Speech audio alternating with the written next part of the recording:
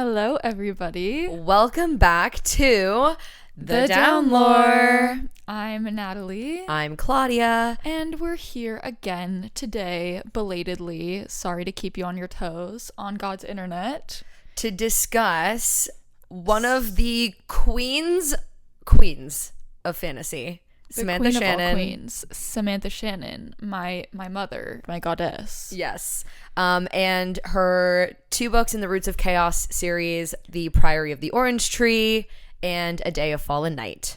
Which, if I may just be so frank, are the two greatest fantasy books ever written. That's an objective opinion. That is. You can fight with the wall, because if you've read these books, I'm sure that you share the same thought, and if you don't, try again. Yes. So just like a little context, Natalie had read Priory of the Orange Tree and basically told me, and I like literally verbatim, she said, Fourth Wing reads like fanfic of Priory of the Orange Tree. Like, I will never forget that. And so Priory of the Orange Tree has dragons. Okay? Like, that's all you need to know to get hooked. Dragons. Really pretty epic dragons. So like, go read it right now if you haven't already, and then come back. Yeah, if you at all enjoy having dragons in the books that you read, or any degree of political intrigue, or have any respect for the craft of the English language, you should pick this book up. I know it's a brick, but it is a brick that's worth every page, and in fact, I think it should be longer. Yeah, I think it's probably discouraging. Most likely it is a little daunting, if not completely discouraging, to see a book that's like 800 plus pages, like almost 900, and be like, how am I going to make it through this? And then somehow you just like start reading Samantha Shannon and you're like, I want this to go on forever.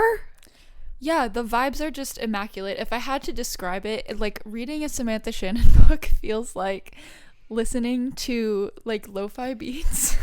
Like ASMR. For hours. Yeah. But like in a riveting way. Mm-hmm. Does that make sense? Like every sentence feels like poetry. It really does. In the best way. But it's not cumbersome. Like it flows that's well. it. It's like, it's not dense to the point where you're like combing through it trying to grasp the meaning. It just feels like every single sentence like caresses the part of your brain that like appreciates language. Yeah, it literally feels like you're reading ASMR. It's crazy. Yes. And okay. There's only so many authors that have that skill. Samantha Shannon obviously being one of them. Madeline Miller being another. Agreed. Literally such a rare talent, and I just appreciate the beauty of the craft of her prose so much. It's gorgeous, and there's nothing like it. Yeah. So just as like a little kind of semi-spoiler warning for obviously both of those books, but also just as like a level setting, there's a lot that goes on in those two books. If we were here trying to walk you through every single plot point and like give you a plot recap, it would take us literally 6 hours. And like case in point, this thing is probably 4 inches thick. Yeah. And Day of Fallen Night is the same. This is just one of the two. Day of Fallen Night is longer. So we're talking about like 1,600 plus pages worth of material that we would need to cover. Exactly. Plus like tertiary lore that happens outside of this book that provides context to a lot of the stuff that happens that is important. So today we're going to do a little bit of an unconventional format to what we typically do. Mm-hmm. We're going to dive headfirst into the world building, because these two books do take place in the same world, but they take place 500 years apart. So the cast of characters and the political dynamics at play are slightly different. Well, the cast of characters is entirely different. But, right. They take place on different playing fields in the same playing field, if that makes sense. Same world, different characters, but essentially it's like you also read these backwards chronologically. So like Priory of the Orange Tree comes first. Like she wrote that one first. Day of Fallen Night, 500 years in the past. It's like the history that gets referenced in Priory of the Orange Tree. You then get like the full firsthand account. Yes. In Day of Fallen Night. And so it's like if you were to crack open a history book that it was like tucked away on a shelf somewhere in one of the countries of Priory, they would reference the entire story of Day of Fallen Night. Yeah, and I think the reading order does make more sense in that way. Like reading Priory and having an understanding of the context of like where you are, and then going back and reading history bodes a like lends a lot more understanding to the story and the dynamics of the world than if you were to just read the history and then try to apply that to what's going on in the future. Like, it makes more sense in retrospect, I think. Yeah, so, which like shouldn't make sense. Like logically speaking, you'd be like, why would I want to read the year 1000 and then like go back 500 years and read the year 500 whatever? But the point of the entire, like, her kind of like her thesis statement of the book, plural, is that the victors write history. Yeah. And so it proves her point even more to hear it referenced in the year 1000 and then to hear the real story told after in the year 500. And there is pretty much confirmed speculation from the mouth of the beast herself that there will be a prequel to the prequel that will further like enlighten us on another 500 years in the past. Yeah, like year 0. A lot of the stuff referenced in both of these books happened at this nexus of 1000 years before the events of Priory. Right. That was like the inciting incident for all of the political dynamics in this world. Kind of like, and we'll get into it, but kind of like the year 0 in our world, literally, when Jesus was crucified. Exactly. That's kind of the inciting incident for everything that then comes later down the line. Which is very much related to the world building and cultures. Yes. One of the cultures in this book. So shall we just like dive straight into it? Let's just dive right in. So again, big spoiler warning, and also just want to give the caveat, like, as Claudia said, we can't recap the plot of both of these books or either of these books in a reasonable amount of time. So if you haven't read them, chances are some of this isn't going to make a whole lot of sense. Yes, it's going to be gibberish to you, but also maybe like listen for a little bit and like use it as encouragement to go read if you feel like it's something that's on your mind but you're not quite sure if you're gonna make it through. The answer is yes, you'll make it through because it's gorgeous. But like if you just want to hear a little bit about like what the vibes are, sure, like listen in, kind of like get a sense, listen to our voices for ASMR. Like I think we have pretty hot voices, it's fine. But I think what we're gonna try to convey over the course of this episode is why Samantha Shannon is like such a queen of world building, like why her characters are like so stellar, and then like the main points that she tries to drive home through both of these novels. Yeah, and just kind of have like an English class type discussion on what happens in these books, because both of us truly believe that every English student in the world should be reading this book in high school. Literally, like or these college. Should be assigned readings. These books should be assigned in school, not only because the prose is great, but also because the world building requires a lot of imagination. The characters and like the lessons that they learn are so relevant, and just the moral of the stories are so relevant today. Yeah, and increasingly prove themselves to be relevant. Yeah. So kind of like jumping off there, like let's start with the way the world is constructed: north, south, east, west. Yeah, so we get a very generous, gorgeous map at the beginning of both books. It's a very similar map in both books because the geography hasn't changed all that much in 500 years.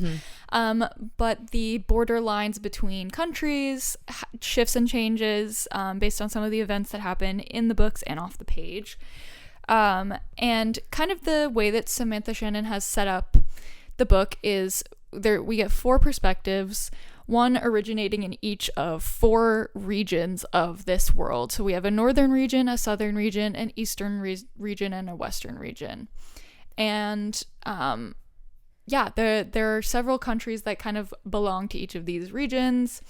And they all have very distinctive cultural and political and religious kind of backgrounds that have spawned from this inciting incident 1,000 years ago. And not only that, but each of those regions and the countries within them, you can see very clearly in like a very tasteful way which real world cultures they are drawn from.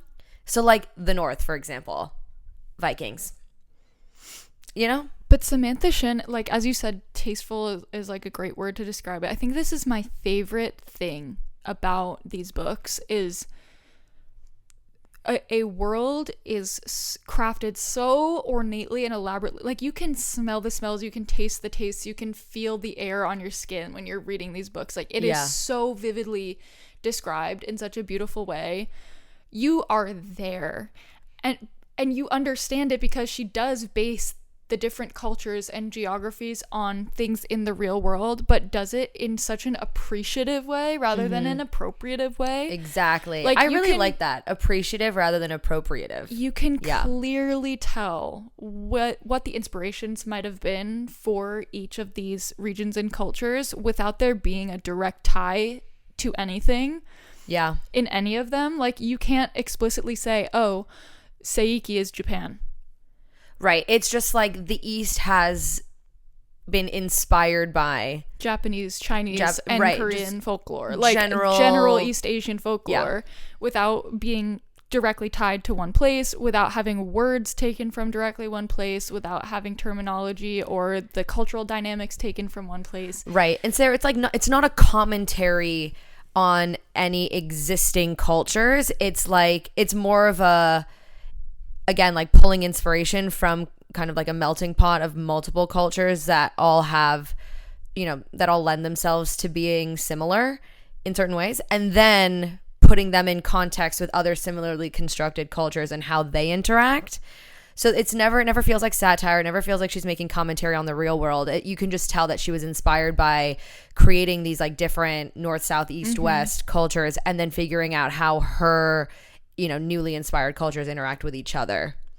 And another of my favorite elements of this book is, while there definitely still are certain elements of the story that, like, for example, we'll get into this in a minute, there is a queendom that is dependent on the queen producing an heir to continue, but pretty much in the entire world beyond that, there is complete gender parity. Yeah. Like, complete gender equity. There's non-binary characters. There are trans characters. That was there like new lots of gay characters. In like Day of Fallen Night, like that's where we see the non-binary and the trans characters. But like straight out of the gate in Priory, there's so much gender parity. And what I think is interesting is that a lot of the cultures that she has drawn inspiration from, like if you look at the cultures here in real life that they're drawn from, like do not have it is a gender very parity feminist retelling of the original inspiration myth was St. George and the Dragon. Yes. And she takes it way further than that. Yeah. So that's just like a very loose inspiration. Yeah. Saying it's a feminist retelling of St. George and the Dragon is underselling. Very much underselling. It's like, anyway. But okay. So let's talk about the queendom then, shall we? We'll start with the West. Let's talk about the West. So the Western region is one of the two focal point regions really are the West and the East. At least in Priory, we get a lot more of the South in Day of Fallen Night, and the North, for that matter. Yeah. But the Western region is one of the two major focal points. And in Priory, again, this is the one that takes place in sort of like what is modern-er times, like the most recent events. So 1,000 years after the inciting incident, which I will just explain really quickly, was basically there was this all-powerful dragon. They call him the Nameless One. He's made of fire. He comes from the belly of the world. He explodes out of a volcano. Yeah. And the Nameless One was vanquished 1,000 years ago by according to the West. According to the West, by a man named Gallian Berethnet. Yes. With a sword called Ascalon. And he allegedly vanquished the Nameless One back into basically like the Mariana Trench of this world, the abyss.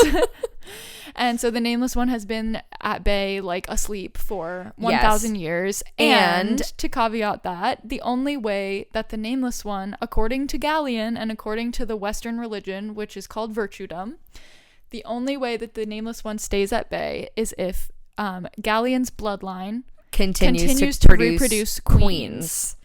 And while he was over here slaying the dragon, slaying the Nameless One, he saved who was supposed to be like that year's tribute, this Princess Cleland. Who we'll get into when we get to the South. Yeah. So he's out here and he's like, I'm going to save this girl and slay the dragon. And I'm going to marry this girl. Marries the girl, starts a bloodline of queens. And the way that the Berethnet queendom works and their lineage works is that every single queen can take any consort. Doesn't matter who the guy is. They will always produce one child. It's always a woman, and she always looks exactly the same to her mother. Like they all look the same. It's like kind of freaky. So, in this current day and age, the current queen is named Sabrin the Ninth.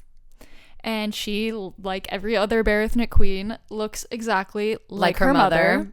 And her grandmother. Forgot to mention, the queen reproduction chain was only alleged to keep the nameless one at bay for 1,000 years, and we're coming up quickly on 1,000 years. So Sabrin, who doesn't want a child, who doesn't want to be with a man, just like at all, which is a common theme, by the way, in the Berethnet family. Yeah, they like don't, for the most part, they're very non-sexual people. Yeah, and they just do it out of duty. They're just like, well, gotta keep the nameless one at bay. Yeah, and we'll get into that too with Glorian from Day of Fallen Night, because she's same kind of like same vibes, like just has to reproduce. And Glorian is asexual fully. She doesn't want to fuck anyone. So anyways, Sabrin feels this sworn duty to produce a female heir. Like literally, it's like the one thing she was put on this earth to do, which is the Queendom of Enos, by the way, which on the map looks very similar to Ireland. So that's kind of how I picture it. It's like a British Irish inspired place with like traditional monarchical matriarchal setup. Like she's wearing gowns, she has a court, she's got castles, she rides horses around, blah blah blah, and the weather is very like the same. Like it's the vibes of Britain and Ireland. It's gloomy and stuffy and formal. Yes. And so Sabrin, to cut to the chase, ends up having an heir who dies. Right. Her heir dies. Right. And the nameless one is looming. And so they're just like not entirely sure what to do. No Berethnet in history has ever been able to have more than one child, so she is like, they're fucked. Yeah, they're like, okay, cooked. Well, the bloodline be gone and the nameless one be coming. Yeah, they are so cooked.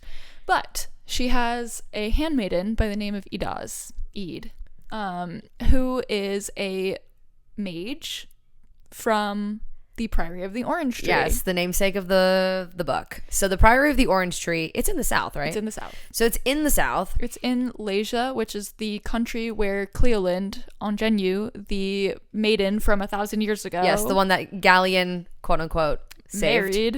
And then married. Yes, that's where she is from, and she founded the Priory. So it's this like secret society of mages. Like nobody knows that they exist save for a couple of like royal families in the south who can call on them. So they're like a warrior people. Dude, the Priory is one of the most inspirational like little societies. I'm obsessed with the Priory. So the women are warriors. All of the women are just like fucking insane badass warriors, and the men are nurturing. The men are the nurturers. The men take care of all of the domestic things. They do the cooking, the cleaning, they raise the kids, and they are so loving. And the women are also like, you know, they have like feminine traits, but they are also incredibly like pragmatic. And there's like the main prioress who's like the head of all of them.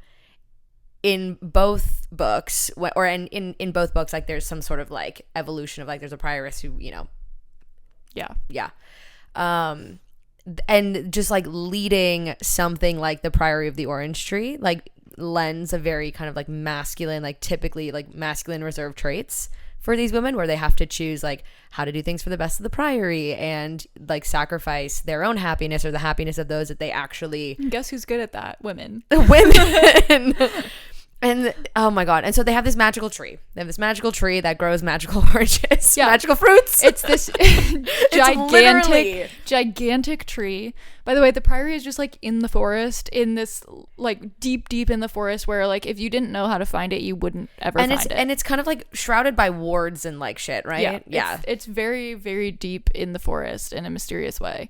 And so they have this gigantic orange tree. Right. They didn't just name it that for shits and gigs. There's a literal ginormous tree of orange. And it grows oranges. And when you eat the orange, you get fire magic. Yes. Which is called Sidon. And it comes from the earth. And it is the same magic, we learn, that the Nameless One and all of his spawn, the worms, yes, also possess. Because they are born from like the depths Mm-hmm. of the earth, where there's just fire down there. Yeah. So yeah, the Priory is where Ede is from. She is sent as a handmaiden to Sabrin the Ninth, And she's kind of undercover. All right. very so undercover. Like Sabrin doesn't know, like they don't know about the Priory over in the West. In Day of Fallen Night, which is 500 years before the events of Priory, as we said. That was kind of where the inception of the idea of having these mage. red damsels or mages that are warriors go to other nations to protect their royal families. Right. So these royal families, which the royal families in the South 500 years ago in Day of Fallen Night already had these like mages from the Priory protecting or just monitoring things within like the close inner circle of the royal family, and they expand that practice, and basically they're like, okay, we need to have like a plant in every single royal court. They just won't know that we're, you know, these Priory women. Yeah. They just will assume we're any other like normal handmaidens that are just here to help and like here to be part of court. And guess what? It's not weird because it's a super multiracial world, so there's people of all colors and sizes in every court, so it's not like they're sticking out like a sore thumb, right, having this like brown girl with really curly hair in the Irish court, you know what I mean? Yeah.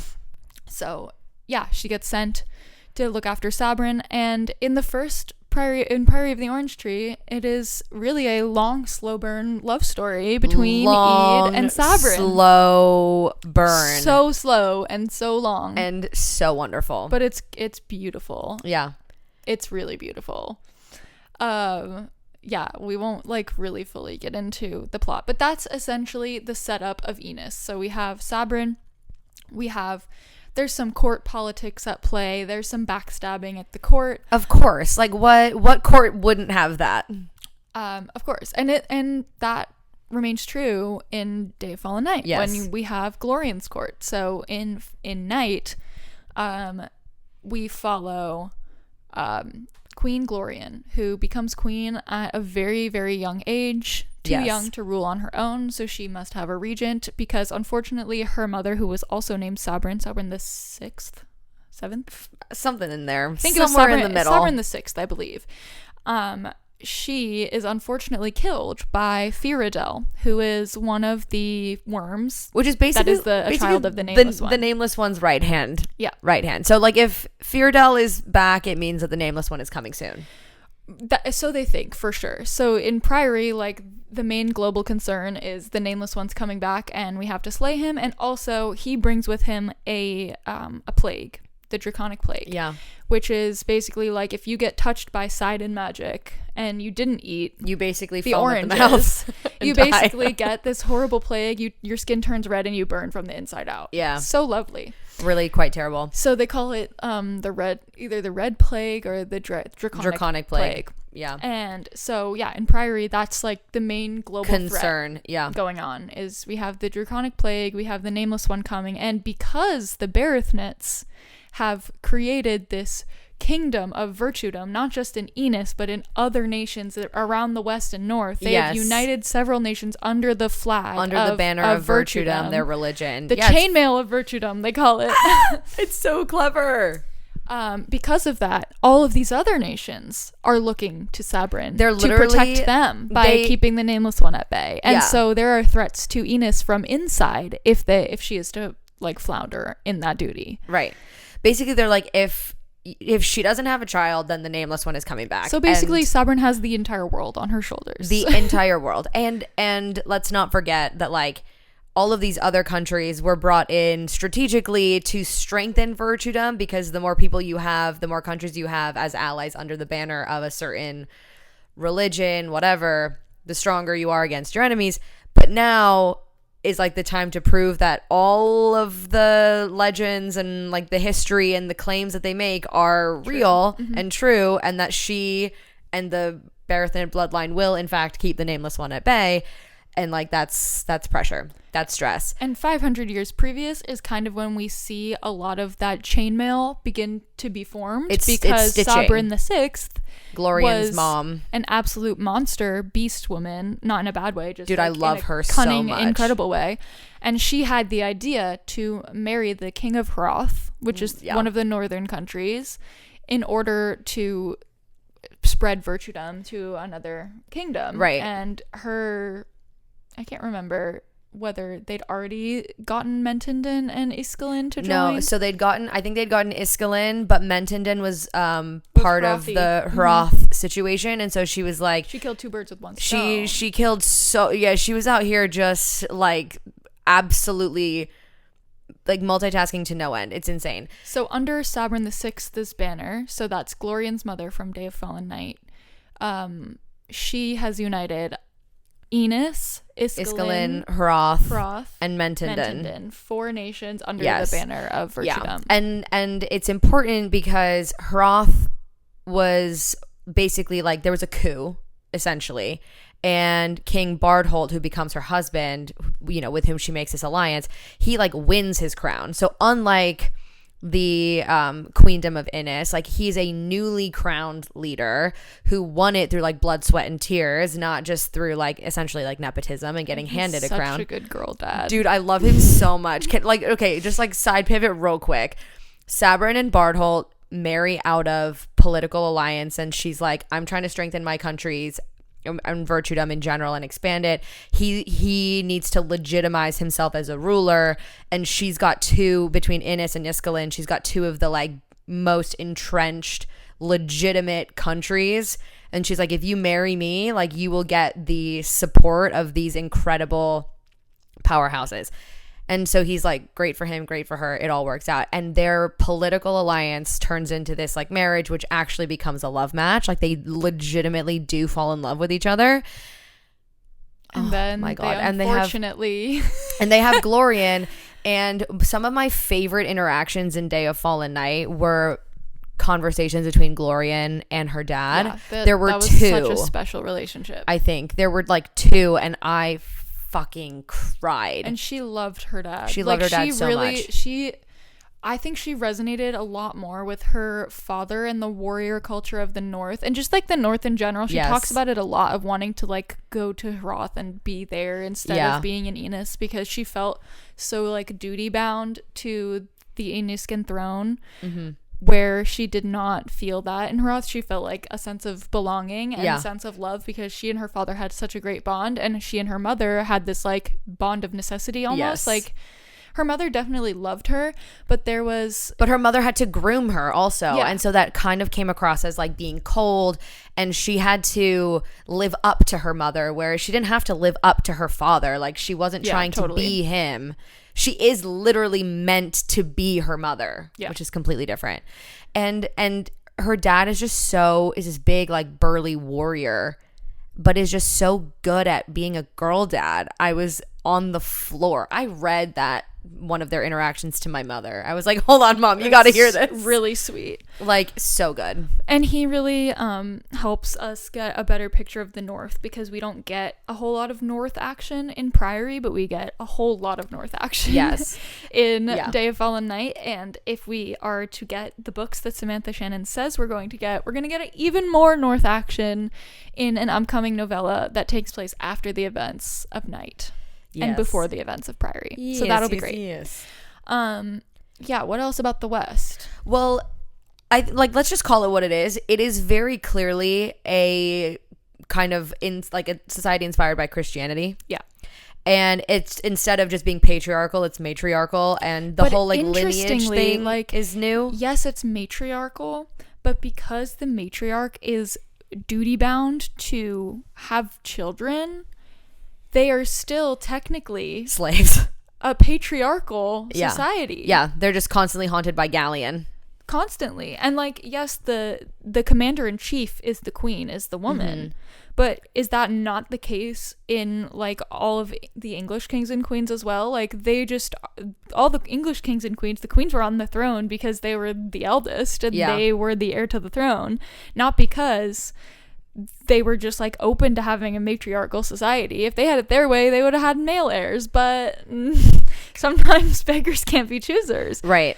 So in this case, like, yes, the queendom is a queendom, but the queens are bound to it by way of childbearing. Yes. And because of that, they are not true. I mean, they're definitely true matriarchs. Like, they are excellent at taking care of their nation and ruling, and they're not yeah. But at the same time, if they fail at this one thing, their one expectation is to bear children, and once they do that, the court like doesn't really give as much of a fuck about them. And it's all about raising the next heir to bring the next heir into the picture. And so much of the political intrigue like becomes, who are they going to marry the next one off to? Like, who's going to have her, like, whose child is she going to have? What is she going to get out of the relationship? And it's not always like Sabran and Bardholt, where it's practical and then turns into a love match. Like, a lot of times it's just Glorian's case. In Glorian's case, God, she has to marry at 17 years old. She has to marry like a 70-year-old dude, a 70-year-old crown prince of Iskalin, because he's rich and because he's from Iskalin, and they need to strengthen their bond with Iskalin. They need to strengthen the bond, and they need the money to fight. They need the money for the war, basically, against the dragons that are coming back, and it's just like insane. And that's where we get a lot more of the commentary from Glorian around, like, she's just a womb. Yeah. She feels like just a body. Let's talk about Glorian for a minute, because she's one of my favorite characters in this kind of whole world situation. So her mother and father, Queen Sabran and King Bardholt, unfortunately perish at sea. Together in way. Like the cutest, most heartbreaking death scene I've really ever read. They're on their way to a wedding of a Mentendon, or I guess is it their Harathi prince? It's some guy, the guy she was supposed to marry, right? Who then ended up like marrying her cousin instead. Yeah, a Mentendon prince and one of the princesses of Iskalin, I think. Yeah. Doesn't really matter that much. Because they never make it to the wedding. Yeah, they never make it to the wedding because Firadel, the nameless one's bestie. One's like prime heir, kind of heir apparent. He's like the enforcer, you know? Yep. He comes and he kills everyone on the boat except for Wolfert Glen. Right. Not for lack of trying, but because Wolfert Glen is a special Wolfert human. Glen is special. Wolfert Glen is the only character in the entire series that has made it in some way or has some tie to all four regions. I love Wolf so much. Wolf is such a special character. He's such a sweetheart. We can use Wolf as a bridge between all of them because he's the only one that makes it all the way around, except for Loth. Loth and Wolf have a lot of parallels. Yeah. So Loth is from Priory of the Orange Tree. Wolf is from Day of Fallen Night, and they have very similar trajectories throughout the books. Yes, and like functions within the moral of the story and the plots. So Wolf, he was adopted from the edge of the Haithwood, which is like scary witch territory, where it's in Enos, and there is said to be, which we will get to, a lady of the woods who is a witch that lives deep in the woods, and she kind of represents the past old ways of paganism in Enos. It's supposed to be like referential to paganism, but they're just the old ways. It's the old ways. We never really learned what exactly the old ways are, but we're to believe that they were magical and they were, against the ways of virtudom. Right. And it's kind of just like a myth to keep kids out of the woods most of the time. It's just like, don't go in the Haithwood. Like, there's a witch in there. There's some old ways believers. But sure. But there are some people who are like, ooh, old ways, into it. Let's go. Mm-hmm. And one of them is Glorian's regent. Yeah, Glorian's regent. Which is like big for the plot. And also her husband, the crown prince. Yeah, they were in on it together, and she uses that information to blackmail the crown prince into not having to sleep with him, which is amazing. Yeah, she said, I know all your secrets. And guess what? Wolf plays into that too. So let's get into it.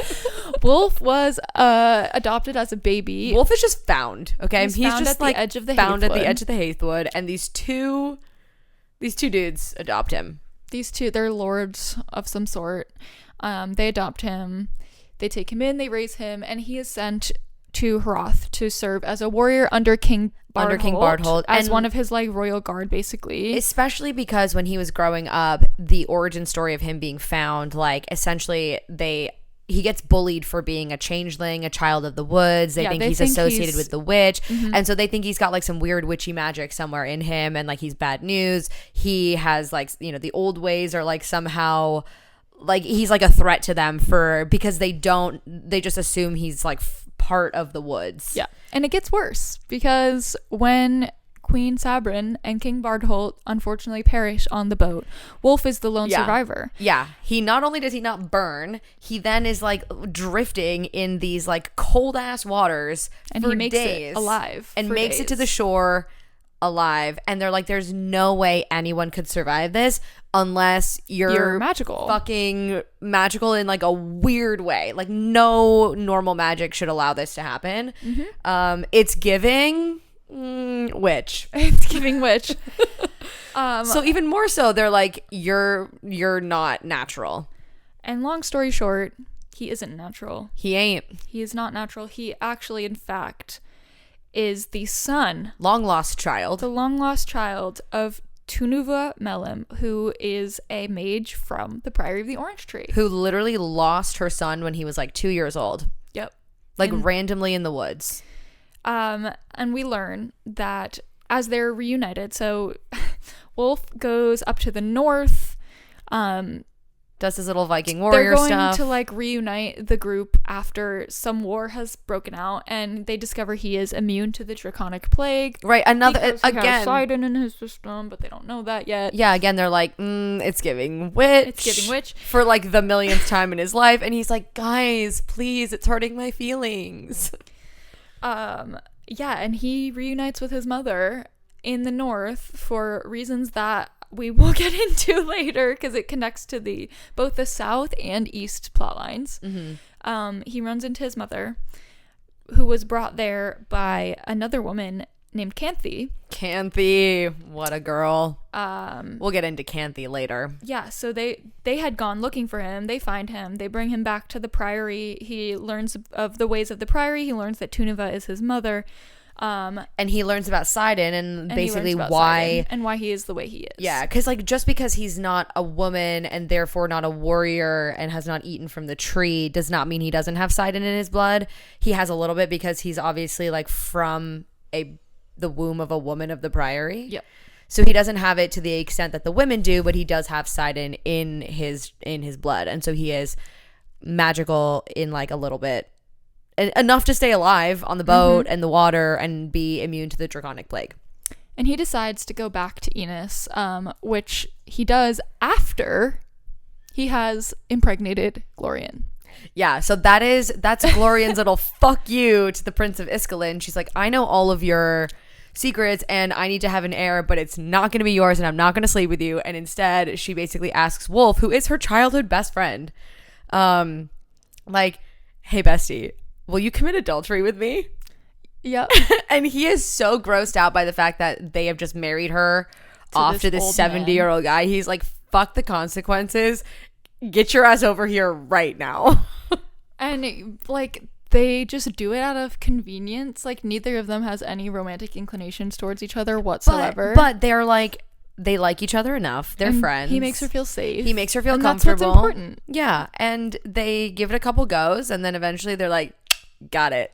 Nailed it. And after he is at the Priory, he returns to kind of fight the final battle in Enos, and Glorian gives birth to their daughter, Sabrin. Another Sabrin.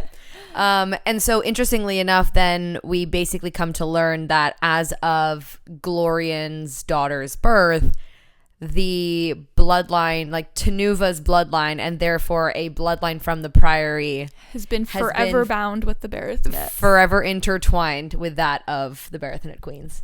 And I think that it's absolutely beautiful that Tunuva, whose lover is Esbar, the prioress, in Priory, Ead's distant ancestor is Esbar. Yeah. And Tunuva's distant ancestor is Sabrin the Ninth. And they fall in love, much like the way that Esbar and Tunava are in love. I just think that's beautiful. God, it's so good. So and there's no blood relation, by the way, whatsoever, because between Sabrin and Eid, because Esbar and Tunava are not blood related. Yeah, they're just lovers. Both are from the Priory. They're lovers, and then they're 500 years later, their descendants fall in love, are also lovers, but like so fall cute. in love. But because they're women, like they don't actually have any children between like Esbar and Tunava. Like they don't have children between the two of them. They have their own kids with men from the Priory, because like that's another thing that they do, which again is so interesting, because in the Priory you can have women who are lovers and then they go have kids with like the guys that again make them feel safe, kind of like Glorian did. But Glorian was duty bound. Exactly. Glorian is duty bound really to good it. Parallel. It literally just hit me right then that like they're not duty bound in the same way that Glorian is at the Priory, because it's not like every woman has to have a child or you're not okay. However, the way in which Glorian goes about it with Wolf and their dynamic is the same dynamic with which Esbar and Tunava find good men that they like enough to have like intimacy with, even though Esbar and Tunava have been together for like 3+ decades. Like they're lifers. Yeah. That brings us to the south. Wolf is part of the Priory. Like he is a Priory man. So like the fact that he is with Glorian in that way, yeah, it's really makes symbolic. so much sense. And that's before he even learned about it. I know, I love him so much. It was just like it was part of his fate. It's really special. He's I love Samantha Shannon so much. Such a sweet guy. Yeah, Wolf was a really special character. I love him. And honestly, everyone from the South is just like the way that I think society should run. Like women being in charge, men helping take care of business, and everyone working together, like the village taking care of itself, raising the children, yes, doing the chores, like everyone, it's all hands on deck, and everyone is so respectful of one another, and they all care about protecting their like bloodlines and their way of life and their home and their magical orange tree. And their magical orange tree. So yeah, that kind of brings us to the South. Yes. Which is very much like exactly the same in Priory and in Day of Fallen Night. They have this long-standing tradition of protecting the tomb of the mother. So the mother being Cleoland Ongenyu. And now we can kind of clear up the history and get to the moral of the story a little bit. And we can talk about how the history is told in two different ways by the two different groups. Yeah. So whereas before in the West we mentioned there was Gallian and Cleoland, and Gallian, they refer to him as the saint, and they refer to Cleoland as the damsel. And so Gallian saved Cleoland and then slayed the dragon. So you have the saint and the damsel. Whereas in the Priory in the South, you have the mother, which is Cleoland, and the deceiver, which is Gallian. And in fact, in the Priory, the way that it's told, and which we are led to believe is the actual truth of what happened, but we pretty much know based on some of the other events that happen in the book. But essentially, the truth that's kept in the Priory is that it was actually Cleoland that slayed the dragon using the sword Ascalon and her own Sidon magical powers from the orange tree. And then Gallian rode home and was like, I did it! Yep. And we are led to believe in Enos that Cleoland, the princess of Lasia, okay? This was should have been everyone's first fucking clue. Yeah. That this was just a lie. Like, Cleoland is from the South. Cleoland is not white. Is not white. Cleoland is a brown-skinned, curly-haired woman from the South with a warrior body. Okay. Princess of Lasia, which is one of the southern desert nations. Yep. And we are led to believe that her bloodline allegedly produces a heir of identical queens that are all fair-skinned, green-eyed, and with long black hair. Yeah, so like she and Gallian had a pale white daughter that's apparently identical to the damsel. Like there's just no way. And the reason that they got away with this lie is because Gallian had every image of the damsel, Cleoland in quotations, destroyed. Right. So there is no imagery of her, and his reasoning for that is when she died, it was just too painful for him to look at pictures of her, and it like made him sad. And his grief was so deep that he had every image of her stricken, whether it was, you know, a mural or pages in history books, had it all just completely erased. So you really only have his word for it. Like, there's absolutely no record of anything from her perspective. There's nothing of her in general. She is nothing but a theoretical idea. Meanwhile, she actually went back to the Priory and founded the Priory. Yeah, she said, you know what? I'm out of this bitch because this sucks. I'm going to go found this badass group of women who are actually equipped to fight dragons. And the reason that these two very disparate tellings of the same sequence of events was able to happen is because, one, Gallian was the voice of truth in the West and started virtuedom under his own banner, under the sword that he did not use to slay the dragon. And two, the other side of the story went away. Yeah, Cleland left and went to do her thing, and so there was no one to dispute. A secret third thing. Oh, a super secret third thing. The damsel was not actually Cleland. The damsel, in fact, was a witch, the Lady of the Woods, named Caliba, who, and brace yourselves for the Oedipus complex that is about to ensue out of my mouth. Like, sit down. Caliba is a, like, shape-shifting witch who has the other kind of magic in this world, which is called Sterin, and it's from the stars. It's the same kind of magic that the Eastern dragons have, which we will get into. Right, so Western dragons... Fire Sidon, same as the Priory oranges. Then you got Sterin, which is star magic, Eastern dragons. And remember when we were like, oh, there's the Haithwood and there's a witch in there. That's the witch Caliba. We're talking about. That's Caliba. So Caliba actually stole Gallian as a child, similar to the way that she stole Wolf. So Canthi, the woman who led Tunava back to Wolf, was actually just Caliba in a different form. Taking on a different appearance. Screaming. And Caliba is the actual green-eyed, long black-haired, fair-skinned lookalike of the Berethnet lineage. Yes. Because she adopted Gallian, raised him as her own, sent him off to become a warrior, and then when he came back, she was like, actually, I think I'm in love with him as in a romantic way. And then... literally screaming inside. She made him, impregnate her, and she had their heirs, and then he decided that he didn't love that and destroyed every image of her and kicked her to the curb. Good times. And then I think killed himself. I just so much. So I need Samantha Shannon to write. Oh, I need the tea. I need the tea. So when we say, like, okay, Priory's year 1000 roughly, Day of Fallen Knights 500, that's year 0. That story is year 0. With Cleland, Gallian. And on the eastern side, there was a third queen, Nepero, who was from Seiki, which we will get into in a second. But basically, there were 3 Sidon trees. Yes, there were 3. The Priory. And Caliba's mission in life is to get back to Sidon so she can have both Sterin and Sidon. Yeah. She's greedy like that. She's a crazy, crazy girl. And she has this Sterin magic, so she was like cursed with a long life. She also has nothing better to do than just like dick around and fuck with people while she goes and tries to get Sidon again. Which she does in Night. She shows up as Canthi, and she really messes with them. She tries to infiltrate the Priory, and she tries to get Tunava to fall in love with her so that she can get close to the tree and have get her Sidon.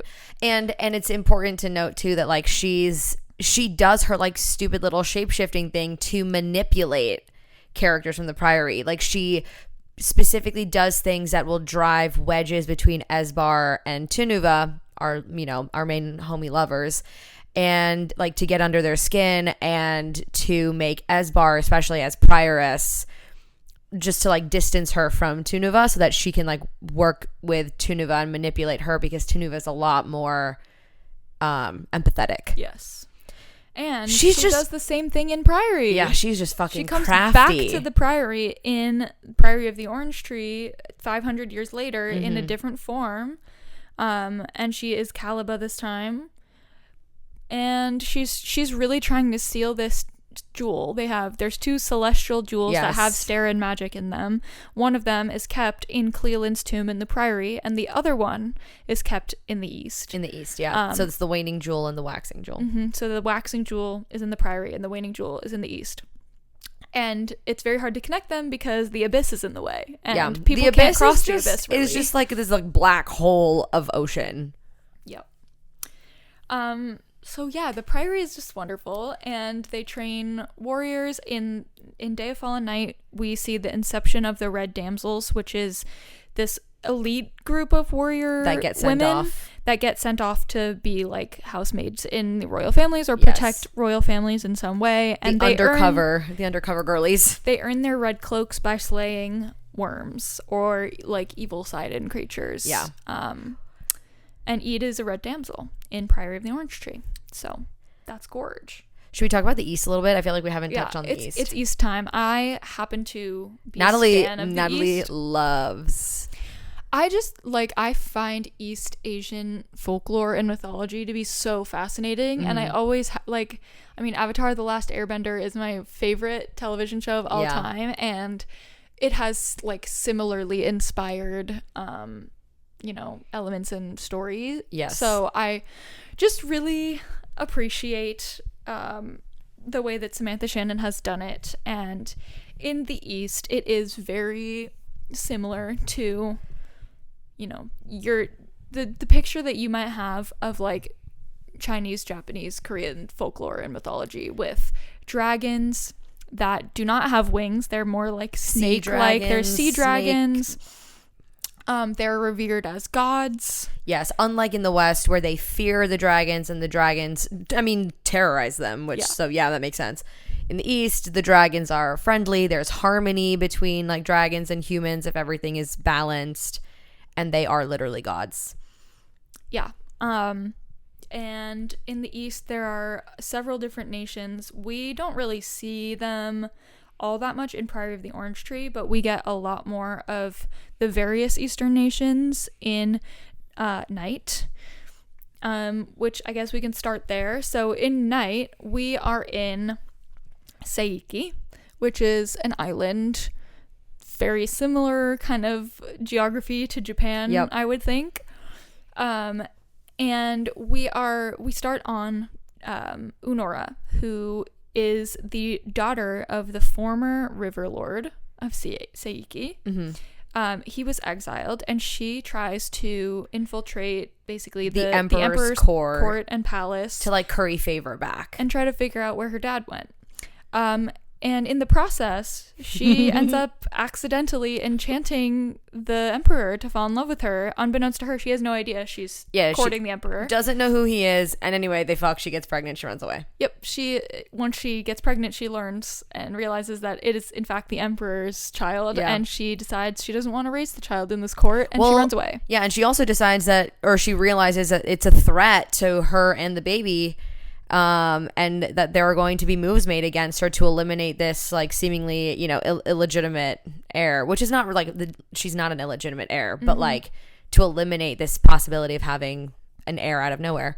So she's like, I'm gonna peace out, I'm gonna run away. She basically runs literally up a mountain and becomes, what's her title again, or what is she trying to become? She's like a priestess of some sort. I forget the actual title, but essentially like a temple keeper on this mountain in Saiki that has a direct tie to the gods. Yes, and it's very difficult to get to the temple. It's like physically taxing. Vibes. Yeah, like you need a Sherpa to get you up there. Yeah, you need a guide, and it takes multiple days, and you need to stop and get like acclimated on your way up to like the change in pressure and all that kind of stuff. So it makes for a very easy way to know who's on their way to you and when to expect them. So she kind of just has a constant, like literally like nature is safeguarding her, it's gatekeeping her from the world. So she raises her daughter, Dumai, a name for a dream that ends too soon. That is the goodbye. Like my heart hurts. If you take nothing else away from this, it is the fact that Dumai, an ancient word for a dream that ends too soon. That's all you need to remember. That Samantha Shannon named a character Dumai, and that's what it means. Just Put me in a fucking casket. I'm dead. That is so good. It's so beautiful. So, yeah, Dumai is raised on the mountain, and when she is about 28 years old, she learns when the emperor comes to visit that she is, in fact, his child, and he wants her to return to court to become his heir. Yeah, she walks into the room. She's like, there's a guy in here, and he looks a lot like me, unfortunately. And he is not a bad guy. No, he's a very, like, gentle and kind man. And he is not here like, you need to come back to court. You're my heir. Like, this is your duty. He's very much like, I hate to do this to you, especially, and like pull you away from your mother, but like, I need your help because the current River Lord and like that clan are essentially like, he's married to one of them. Like, they have a daughter who's younger than Dumai. So she's the heir right now, but Dumai would be the actual heir if she were to come back. And they just feel like this clan, the Kuposa clan, is exerting too much influence over the like lineage, like the emperor proper's lineage and his house. Yeah, and it's important to note that the emperor's lineage are referred to as like the children of the rainbow, and they have some like blood connection to the dragons, to the gods, and the gods are asleep at the moment. They're all in hibernation from their last big blowout. Yes, big summer blowout with with the nameless one. Yeah, and there's this like east and west thing where we'll touch on this later too, but it's like when the eastern dragons are asleep, the western dragons are more active, and vice versa. So there's this like constant, it's balance, but it's also like an hourglass, like things flip, and so you'll always have one side of the world that's more active than the other. And so and like 500 years, like right here is where like the balance is starting to tip, and like we're flipping it over. Yeah. So the gods, the dragons start waking one at a time, and the current, like, you know, all the people that are currently alive in the East have never seen a dragon before. It's been like, I think it has been 500 years. Or like 250 or something. Something like that. A long ass time. Since the dragons, the gods were awake. And so when one of the dragons wakes up and like basically picks Dumai as its rider, they're like, holy shit. And there's this comet coming that kind of peaks their power. Comets are like a big deal. Yeah. Big deal in this world. So yeah, because comets are like, you know, they're shooting stars. So like staring, star magic. And you know what's really funny now that I think about it, because doesn't Unora like awaken? Yeah, she awakens a Pajati dragon, the Silver. Yeah, to ask for a favor. To bring them rain. Yes. So yes, Dumai's mom kind of like goes against what she's supposed to do and wakes up a dragon to ask for something, to ask for this favor, and he basically gives her. He says like, I will grant you what you like, everything you need to make that happen for the next year. She's like, I don't fucking really know what that means, but okay. And that's like right before she goes to court to go and try and find her dad. Yeah, and then Dumai comes of that. Right. And so she's out here thinking that she's just going to find a way to get her dad back into court and into favor. It's Dumai that asks for rain. And yeah, right. Because everything was getting so dry because of all the fire that was coming from bubbling up. Like everything was drying out because the fire magic was starting to peak. And so Dumai then awakens the dragon, which I was just thinking about as another parallel between the characters from Night and the characters from Priory, where they do something that goes against what they are told to do, but it's supposed to be in favor of their nation, or in favor of humanity, because, like, for example, Glorian plays the adultery card on the Crown Prince of Iskalin to have Sabrin with Wolf so that they can both be safe. Yeah. Tane saves a guy who she was supposed to kill. Yeah, guy who washes up on a beach. And she pays the price for it by getting kicked out of her militia group. Yeah. That we'll get into in a minute. Tane is from Priory, Tane is from the East,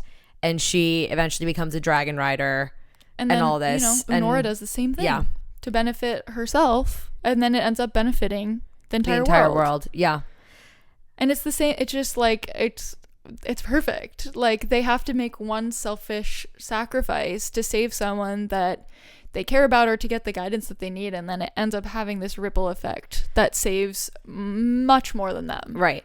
And it all started out of a selfish act. Crazy how that works. But anyway, okay, so going back to Dumai. So Dumai, she now has a dragon. So yeah, Dumai awakens a dragon named Fursha Stormcaller, and she's kind of allowed to do that once she gets back to court, because she's the heir to the Rainbow Throne, and they're allowed to do whatever they need to do when it comes to the dragons. Yeah, so she goes on like quite a few little expeditions with Fursha to like other nations in the east to kind of glean what's going on in terms of this weird fire magic that is bubbling up everywhere again, and because it's peaking, and the plague. The plague is the big threat. Yeah, like pools of water that are like boiling, like the plague, like all these things that are unnatural, like exacerbated weather events, like all that kind of stuff. So she's going around like riding her dragon, like checking in on everybody, being like, "Hey bestie, how's the weather?" But like, actually, how's the weather? Like, has it been hotter than normal?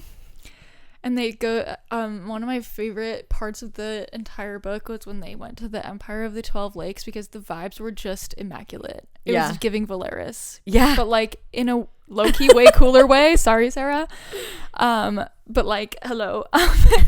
Look, we love Valeris. We love Valeris, but the Empire of 12 Lakes is really fucking cool. They're like nocturnal. Yeah. They're nocturnal people. The dragons are like around. They have the Aurora Borealis going on. It's like a cold, like tundra nation with like gorgeous lakes, and they just are so like peaceful and chill. Like I just loved the energy of the Empire of the 12 Lakes. It's so cute. And Sepul is kind of more like Mongolia inspired, where it's like a warrior plains people. Yeah. So cool. There's inspiration from everywhere.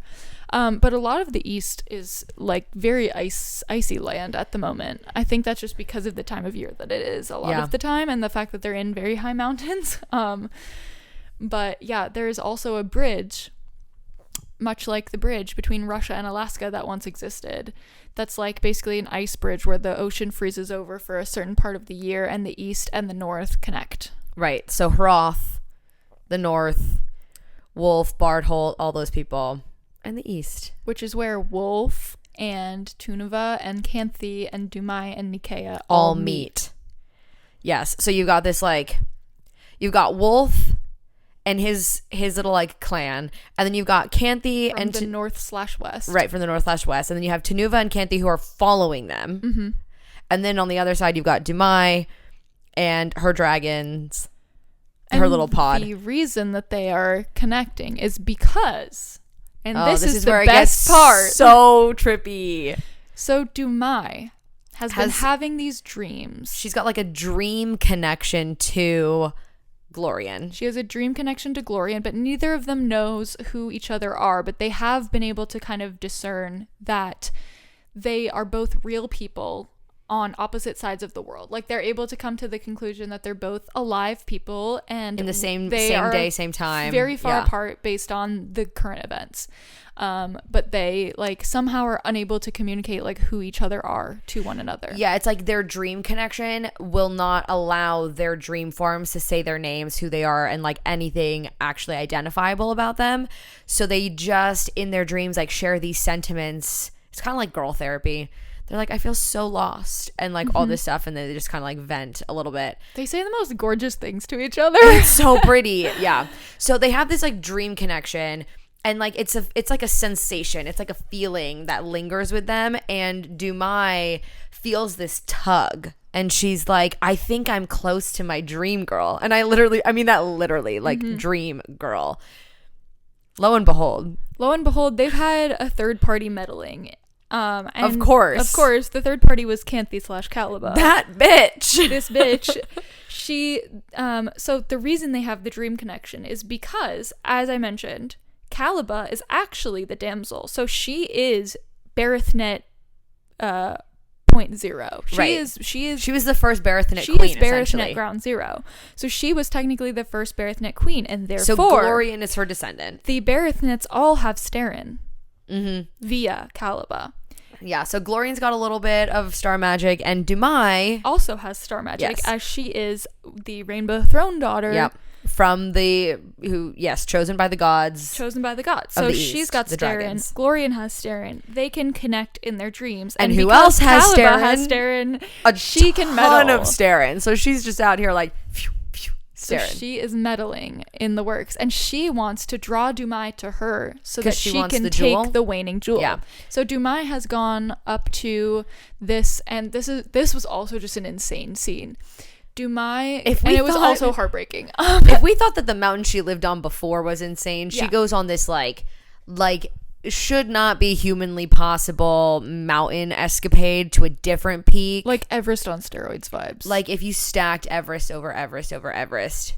Yeah, so like even the dragons were like, we can't get up there, man. You're really, on your own. Really high. So she goes up there, and she's going up there to find this woman named Tonra, who's supposed to be an astronomer of some sort, and they're trying to get answers about like when the comet's coming and like what's going on. Right. And so she goes up there and she finds Tonra, but she's dead. Literally just like, and by the casually way, sitting in a chair, dead. Tonra just means like alone. Like they don't know her real name. She's been up there for a long time. They really don't know who she is. They have no idea who she is. And there's a theory that she's Nepero. Yeah. From OG times. Right. They're like, she should not still be alive. And then they're like, oh, well, she's not alive. She's dead. But like, how long has she been dead? Nobody knows. But what we do find is the waning jewel. So Dumai's like, I'll take it. Puts it in her little like knapsack, starts rappelling down the ice with Canifa and with her literal best friend, and then they get a little snagged, and he sacrifices himself for her, and I cried. Same. And she somehow like falls unconscious, but when she falls asleep, she emits Starin light. Yeah, because she's got Starin and now she's got the jewel, so she's like supercharged. So through that, she's able to call First Stormcaller to come save her with Nikea, who is the daughter of the River Lord. So like the clan that's falling in love with, the clan that's like trying to like weasel power away from the Children of the Rainbow and like the Emperor's house. The Nikea is the River Lord's daughter. It's like true rivals to lovers vibes. Dude, it's so insane. Way. I loved it so much. Nikea just plays such a good courtier in the beginning. Like everybody, like she's just so charming. Everybody loves her, and they call her like the Lady of Faces because she has Oscar-worthy levels of performance. And Dumai does not trust her. Dumai does not trust her one bit, and yet every single time she's around her, she's like, oh damn, she's so hot. And eventually Nikea is like, why do you actually think I suck? Like that's really not nice. Yeah. And Dumai is like, you're literally playing everyone like a fiddle. And she's like, I can't. Am I though? Yeah, she's like, she also is like kind of stuck. She's kind of stuck in this like River Lord's daughter has to be a good courtier. Like of course she has to learn all the politics of the court. Of course she has to make everybody like her. And she's like, the only person I can't make like me is you, god damn it. And I want you to like me. Right. And then they're like, wait, what? And anyway, they fall in love. Yeah. It's so good. It's really good. So yeah, anyways, Nikea saves her with the waning jewel. So she has the waning jewel, and then Canthi wants to get the waning jewel. She's unable to get the waning jewel because Dumai has it in her like breast pocket. Right. And so what's also crazy about the interaction up north with these like three groups of people is that the Northerners obviously have a bias against dragons because they've been watching dragons kill their comrades for like a while now, like at least a year, because this book takes place over like 2 or 3 years. Yeah, and at this point they're aligned with the West. Like Bardholt married Sabrin, and they're all under Virtudom, and so they all are like, dragons are bad. So they see Nikea and Dumai come in on first a Stormcaller, and they're like, oh, must be an evil dragon. They start shooting at her. Yeah. And even though the dragons in the East look nothing like the dragons in the West. No, but they're dumb. So they're also men. Yeah, they are. Wolf somehow is like, I don't know. Like, I feel like this is a chill dragon, but then... Well, yeah, Wolf is kind of like, wait, shouldn't we different. Like... He is built different. Wolf is just an open-minded king. Well, Wolf has Sidon in him, and so, like, even though it's not Starin, like, I feel like he probably just understands that, like, there's some sort of magic. But weirdly, Tunava is attacking the dragon. So valid. Yeah, you're right. Okay, because so the Sidon and Starin are kind of like anti each other. Like it's fire and water, basically fire and ice. So they're like, they have a little brawl. Dumai and Nikea and Fursha end up getting away, but it was just really interesting to see that like all of these people, to us, to the reader, are protagonists. Yeah. And yet they are also at odds just purely because of their lack of understanding of each other. Yes. And because they can't comes like to a really head properly in that communicate. scene. And it's really fascinating to see it come to a head in that scene, because we don't really see the East and West collide except for that moment, right, in Night. Yeah.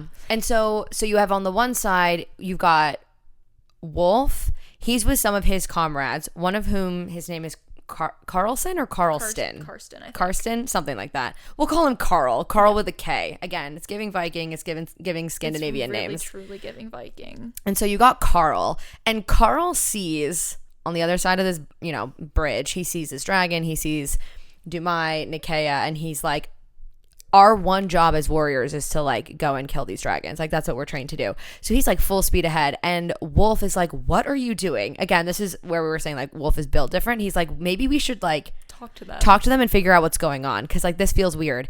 And Carlson is like, why are you not doing the one thing you're supposed to do as a warrior? Why are you calling me on it? Like what is wrong with you?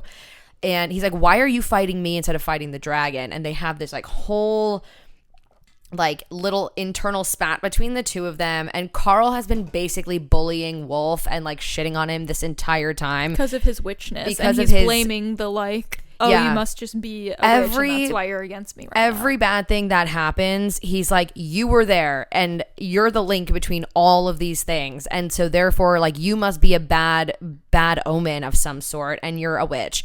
So he's just been really, really mean to Wolf this entire time, which I took very personally because I love Wolf, and Carl can rot in hell. And at this moment where like Carlson's like going after the dragon, he dies. And then Wolf has this conversation with another one of their, I forget what their like little troop is called, but like whatever, one of his comrades named Thrit. And like Wolf feels bad that Carl's dead. And so they're like talking about it, and Thrit says to Wolf, like, people make things evil when they don't understand them. I was like, bars, Thrit. And bars. Thrit just like threw down, like that is the thesis statement of the entire book, Day of Fallen Night, and like it continues into Priory too. Like when people don't understand something, when there's miscommunication, you don't understand something, it becomes like malevolent in your mind. It becomes something evil. And that's what Carlson did. He took something he didn't understand and it became evil to him because he couldn't explain it. Yeah, and that is literally the entire point that we want to make. Like, this should be required reading for that reason. Line. Not just that line, but like, because that is like literally saying, calling it what it is, but that sentiment is present throughout the entire novel. It's like East not understanding West is like the highest level misunderstanding. West not understanding South. But, and then even within the court and, within court politics and how you navigate, interpersonal relationships, like miscommunication is rife everywhere. Carmentum, the Republic of Carmentum. And this kind of touches on like a more modern idea of like political miscommunication or political misunderstanding. There is a democratic republic for the first time in Day of Fallen Night. They're like, how does this all work? of the monarchies are shitting on it. Yeah, they're like, there's no way. And it, unfortunately, because it's new, it gets razed ripped to the ground, to the shreds by the dragons. And everyone's like, well, look what they got. They're like, see, if you're not a monarchy, you get flamed. It had nothing to do with them being not a monarchy, but of or course, whatever. They're going to use that unfortunate incident as circumstantial evidence to bolster their own beliefs. Right, that monarchies which are the way to go. Which we see all the time in our society. Yeah. Yeah. It's just like really just well done. Yeah. So again, like if you're going to take two main points away from these books, it's that history is written by the victors. And there was that one quote we were talking about. We were sitting at Erewhon going through what we wanted to talk about the other day, and we found one of the quotes from Priory of the Orange Tree on Goodreads, which I'm going to paraphrase it, and it's not going to be anywhere near as good as it actually is, but it's something to the effect of whatever's like missing in like historical accounts gets filled in by myth. Yep. And who decides what that's going to be but the victor, whoever's there.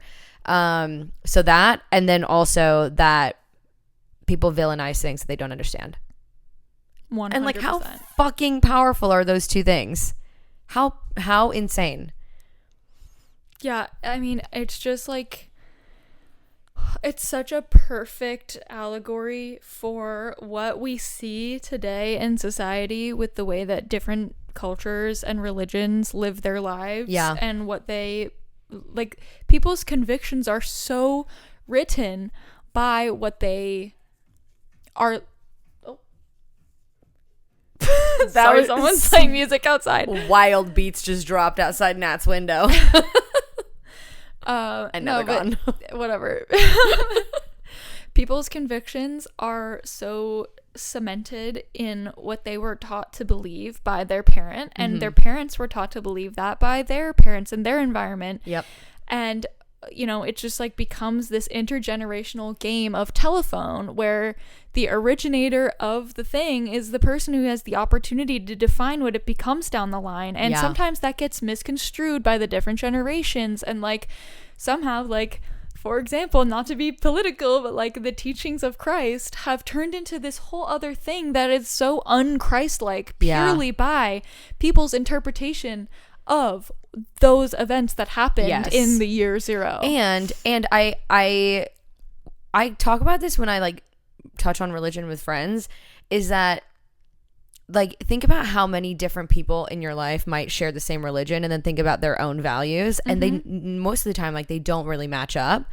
And if you look at people who are like followers of Christ in different parts of just our country alone, like their opinions and their morals and their values are largely like influenced by where they are geographically.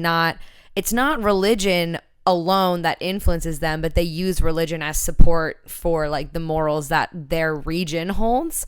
And yet we can all call ourselves, in this case, like Catholics, Christians, whatever whatever you belong to, because you all believe in this one figment of a God who does not ever visit you, and so can therefore never like prove or disprove anything. It's easy to believe something when the person or thing or being you believe in is not physically there to say yes or no. And so like the Barathonet line, Gallian starts this rumor basically and turns it into a religion.